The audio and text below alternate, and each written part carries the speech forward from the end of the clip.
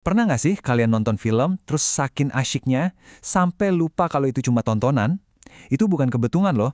Hari ini kita bakal bongkar bahasa rahasia di balik layar, yaitu bahasa sinematik. Pasti pernah kan ngerasain jantung deg-degan pas adegan kejar-kejaran mobil? Atau tiba-tiba ikut sedih pas dua tokoh akhirnya ketemu? Sebenarnya, apa sih yang bikin kita bisa ngerasain semua emosi itu? Yeps, itu bukan sulap, bukan sihir. Itu bahasa. Dan para pembuat film itu, mereka adalah penuturnya. Mereka pakai kamera, suara, dan editing buat ngobrol sama kita. Nah, sekarang kita akan belajar alfabet dan tata bahasanya. Sama aja kayak kita nulis, ada kata, ada kalimat, ada paragraf. Nah, film juga punya strukturnya sendiri. Ngerti ini nih adalah kunci buat paham gimana sebuah cerita visual itu dibangun dari nol. Coba bayangin, shot itu kayak satu kata, benar-benar unit paling kecil di film. Jadi setiap kali kamera berhenti ngerekam, terus mulai lagi, itu udah dihitung shot baru. Durasinya bisa cuma sedetik, bisa juga sampai beberapa menit. Nah, kalau shot tadi itu kata, maka scene atau adegan ini ibaratnya satu kalimat penuh. Ini gabungan beberapa shot yang ngebentuk satu kejadian utuh di satu tempat. Misalnya, semua shot pas dua orang lagi ngobrol di kafe, nah itu dihitung satu scene. Dan terakhir, sequence atau sequence. Ini paragrafnya, kumpulan dari beberapa scene yang menceritakan satu babak kecil dalam cerita. Contoh paling gampang, adegan kejar-kejaran mobil yang seru abis. Itu bisa aja gabungan dari beberapa scene, pasti jalan tol, terus masuk ke gang sempit, dan akhirnya, boom, tabrakan. Semua itu jadi satu sequence yang bikin kita nahan nafas. Jadi, gampang kan ngingetnya? Shot-shot digabung jadi scene, scene-scene dirangkai jadi sequence. Dari kata jadi kalimat, dari kalimat jadi paragraf. Dengan modal dasar inilah, para sutradara bisa merangkai cerita visual yang rumit dan emosional. Oke, kita udah ngerti kata dan kalimatnya. Sekarang, kita masuk ke bagian yang paling asyik nih. Gimana cara kita melihat ceritanya? Soalnya, cara sebuah shot dibingkai, itu udah bisa cerita sendiri loh.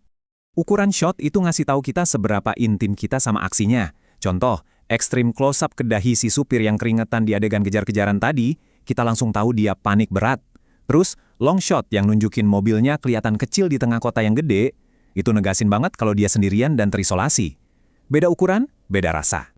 Tapi tunggu dulu, ukuran shot itu baru setengah dari cerita. Yang benar-benar bisa mengubah segalanya itu sudut pengambilan gambarnya. Dari mana kita lihat adegan itu bisa mengubah total dinamika kekuatan dan emosi yang kita rasain. Kalau kita ngambil gambar dari bawah ke atas, ini namanya low angle. Truk si penjahat itu bakal kelihatan, wih, gede banget, sangar, dan berkuasa. Otomatis, kita yang nonton jadi ngerasa kecil dan terancam, persis seperti yang diinginkan sutradara. Sebaliknya, gimana kalau kita mau bikin pahlawan kita kelihatan gak berdaya? Gampang, pakai high angle. Kamera ngambil gambar dari atas ke bawah. Mobil si pahlawan jadi kelihatan kecil, ringkih.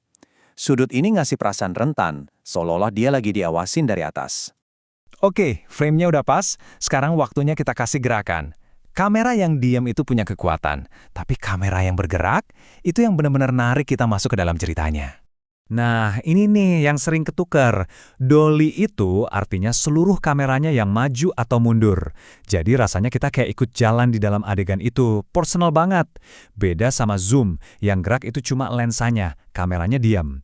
Efeknya, kita kayak ngintip pakai teropong. Jadi Dolly itu lebih imersif, sementara zoom itu lebih kayak kita jadi pengamat. Terus ada juga gerakan dasar lainnya. Panning, itu gerak ke kanan-kiri, kayak kita geleng-geleng kepala. Cocok buat ngikutin mobil yang lagi ngebut. Ada juga tilting, gerak ke atas bawah, kayak kita ngangguk.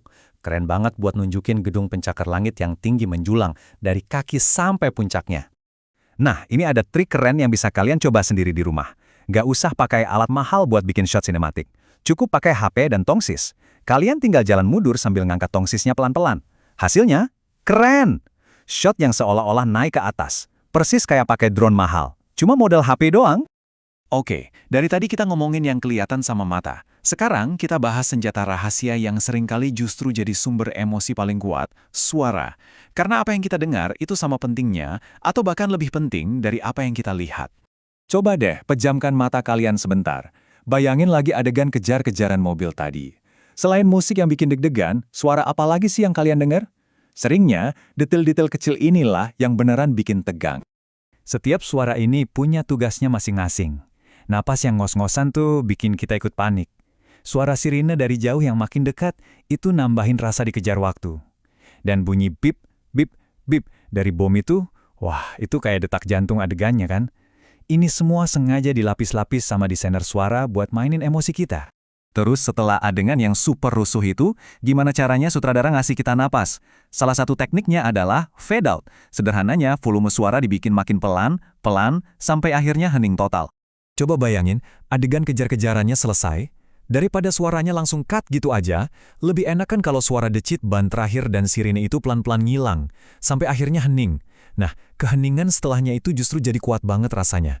Kita dikasih waktu buat mikir, wah gila tadi tegang banget. Intinya, ini yang paling penting. Nggak ada yang namanya kebetulan dalam film yang bagus.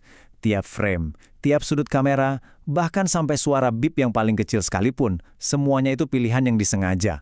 Tujuannya cuma satu, buat ngebawa kita ke dalam cerita dan bikin kita ngerasain sesuatu. Jadi sekarang giliran kalian. Setelah tahu sedikit bahasa ini, apa yang bakal kalian perhatiin pas nonton film nanti? Coba deh, jangan cuma ngikutin ceritanya, tapi coba baca filmnya. Perhatiin gerak kameranya, dengerin detail suaranya. Siapa tahu kalian bakal nemuin dunia yang sama sekali baru, yang selama ini ada di depan mata.